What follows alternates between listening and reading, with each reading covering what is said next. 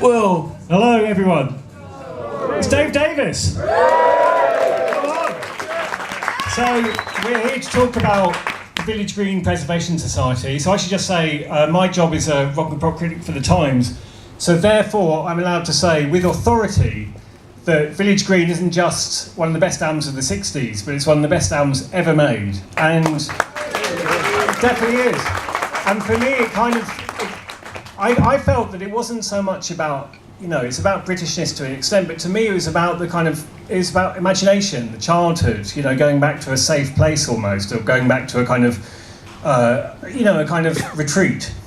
And there's also some very good news, because as I'm sure you all know, when Village Green came out, it didn't get the commercial success it should have done. This was 68, and I think it was the same week that the White Album came out and Are You Experienced came out. And Village Green, in my opinion, better than both, was not anywhere to be seen. Anyway, 50 years later, it's just about to go gold. I don't know if you knew that, Dave. That sounds great. And about time, I think. Exactly. So we're going to talk about Dave's solo material as well, because he's got a great album called Decade, which has just come out, which collects material from 72 onwards.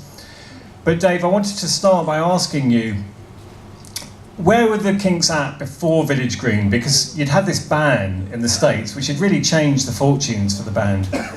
Yeah, that first tour, the Kinks tour, was started off like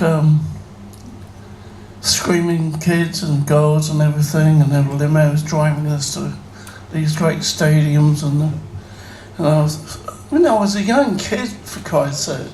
Oh, this is amazing. I love this.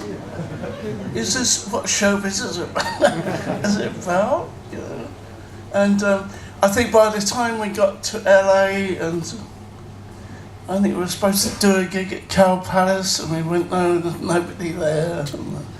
And no technicians, or it started to get really hard at the end, and to top it all, we were banned by the American Musicians Union for some odd reason. There was some thing that happened. I don't know if it was a technical hitch with visas, or whether it's a punch-up. I can't quite remember what.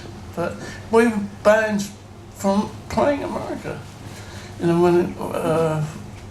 When people like The Who, and they're playing Woodstock, and we're thinking, oh God, what have we done? Have we blown it? Because we couldn't travel to these places in the States. So I think around about the time for this Green, I think, obviously we're all kind of being reflective, wondering what the hell we're going to do. But I think sometimes, especially in the life of the Kinks, when we sort of, when we've had difficult times, we do rally together and the energy gets better for some reason. I think that happened at the beginning and during for this Green. There was that feeling of like family and connectedness, and this all going to work out really great. And I really felt like that. And a lot of people ask me, wasn't I upset about being banned from America? And I said, no. I loved England, and I loved I had time to spend with my family, and I loved being back. And I think it helped the focus for the album as well. He always writes beautiful songs, right? Yeah. But these were beautiful songs of the difference. And I think a lot of the characters on the Village Green album were kind of, in my view, based on like real people that we'd grown up with, Muswell Hill, and the time imagination takes hold of these characters. They turn into all these weird and wonderful people, but some of the characters weren't that far from reality, real people. So when you heard early demos for, I don't know, Johnny Thunder or any of these songs, did it seem familiar to you? Did you recognise the characters that Ray was writing about? I think obviously Ray's vision for the screen is very different, but we were very close in those days. And there's a lot of private jokes in the album, throughout the album, and I think this helped the vibe of the whole thing. It wasn't apparent what we were having a laugh about, but they were very much, that camaraderie was very much a part of the vibe for the screen. And when you played the opening track, like those 8 or 12 bars at the beginning, and it's like a celebration, it's like joyous, and that funny piano, and so it's like you're really expecting something special. At the same time, at least to me, it seems so out of keeping with the times. It wasn't psychedelic. That's the Kings for you. Well, yeah. But even different from the Kinks were always very different. For a decade, that's happened. That's true. But it was so different from everything the Kinks had done even. I mean, in a way, it was kind of, I felt like Days, the single came, and it's almost like you were saying goodbye to the old Kinks, and then this new vision was coming along. No, that's interesting. It's valid what you're saying, but I can never play Days. It's so emotional, I find it really difficult to listen to. I remember Ray was writing it, and we were in, can't remember, somewhere, and I went to bed like rather late after a few beers or drinks or whatever, and I woke up 4 o'clock in the morning, and I swear to God, the air conditioning was playing Days. It really freaked me out. But it wasn't just playing the tune. It had sort of layers of like harmonic noise, it sounded like strings. And got the whole arrangement.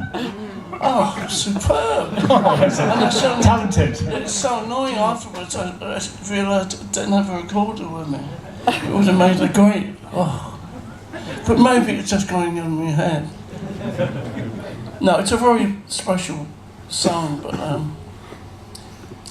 but if you track back through most of Kinks' music, and there's strong ties with family and characters from the past, and so the family is a very important undertow of the Kinks, and because after all we're talking about style and changing style of playing or whatever you want to call it, but when you grow up in a big family like that, Ray and I grew up, we were the youngest of 8 kids, but I can't remember. And 6 older sisters who each had their own favourite, whether it was Hank Williams or Perry Como or these incredible albums and music that came to our ears as young boys.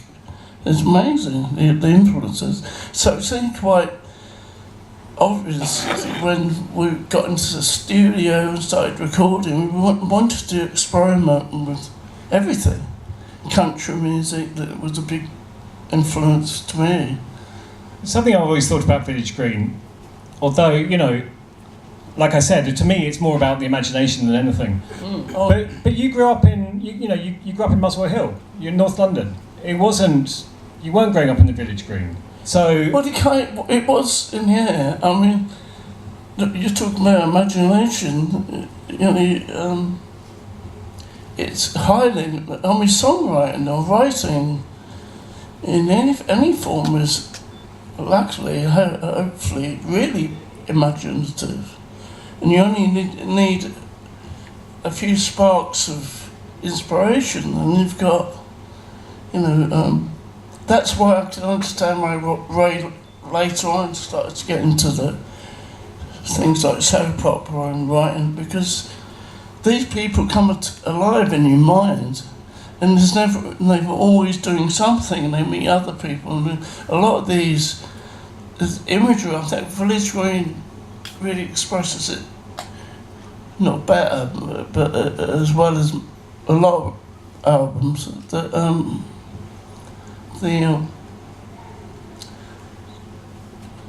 the way we can use our imagination, it's like a screenplay. It's like when I listen to Big Sky from Village Green, it's like I can put myself in that place of like, it's an epic.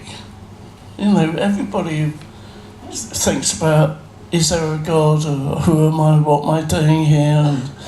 And when we confront all these feelings and they come out in that beautiful song that Ray wrote, it was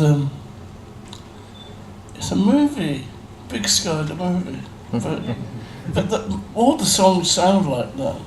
It's storytelling, but it's also it draws you into this fantasy, imaginary worlds as well. So it's real and fantasy and everything else, everything you can get. Just to remind us what that fantasy sounds like, can we hear a blast of Animal Farm, please?